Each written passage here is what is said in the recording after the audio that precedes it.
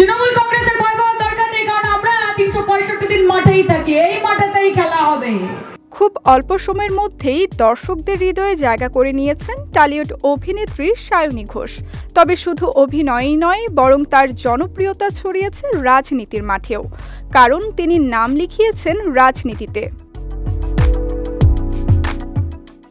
ভারতে চলছে লোকসভা নির্বাচন। চলমান এই নির্বাচনের প্রচারণার কাজে বের হয়েছিলেন টলিউড অভিনেত্রী ও তৃণমূল প্রার্থী সায়নী ঘোষ।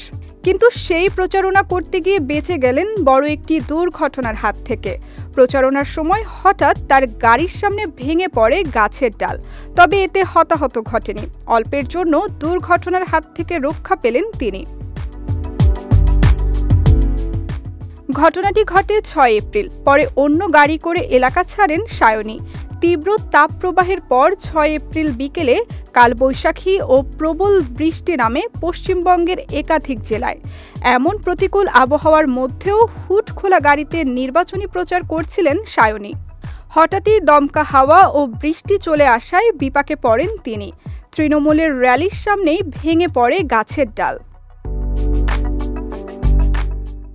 ভারতে এবার লোকসভা নির্বাচনে 543টি আসনে ভোট গ্রহণ হবে 7 দফায়। সে অনুযায়ী গত 19 এপ্রিল প্রথম দফায় দেশটির 17টি রাজ্য ও 4টি কেন্দ্রশাসিত অঞ্চলের মোট 102টি আসনে ভোট গ্রহণ অনুষ্ঠিত হয়। দ্বিতীয় দফায় ভোট শুরু হয় 26 এপ্রিল।